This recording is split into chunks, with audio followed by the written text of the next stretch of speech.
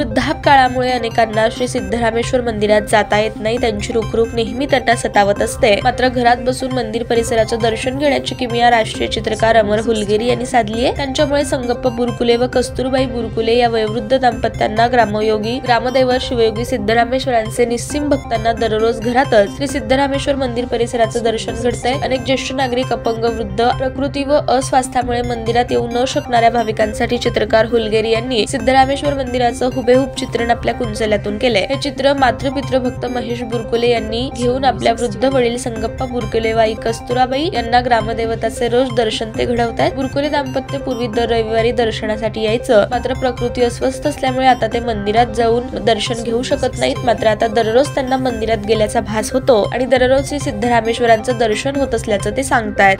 श्री महेश बुरकुले माझ्याकडे थोड्या दिवसांपूर्वी आले व त्यांना सिद्धरामेश्वर मंदिर परिसराचं चित्र काढून हवं अशी संकल्पना त्यांनी मांडली।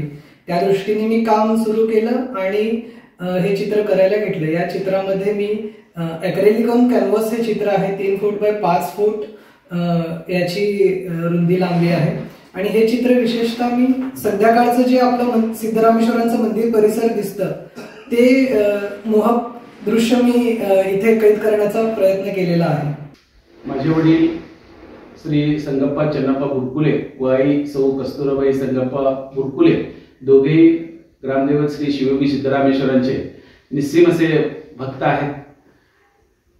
ते दर रविवारी सिद्धरामाचे दर्शन घ्यायचे, परंतु आता त्यांचं वय झाल्यामुळं त्यांना सिद्धरामाचं दर्शन दर रविवारी घेता येणं शक्य होत नाही आहे। त्यामुळं माझे बंधू महेश संगप्पा बुरकुले यांनी ग्रामदेव सिद्धेश्वर मंदिराचं सुंदर असं कॅनव्हास पेंटिंग चित्रकार राष्ट्रीय दर्जाचे श्री अमर हुलगेरी यांच्याकडून बनवून घेतलेलं आहे। त्यांनी अतिशय सुंदर असं चित्र या ठिकाणी आम्हाला बनवून दिलेलं आहे। यातून आमच्या आई वडिलांना दररोज सिद्धरामेश्वराचं दर्शन घेण्याचं पुण्य लाभणार आहे। ताज्या बातम्या पाहण्यासाठी प्राईम महाराष्ट्र न्यूज चॅनलला सबस्क्राईब करा।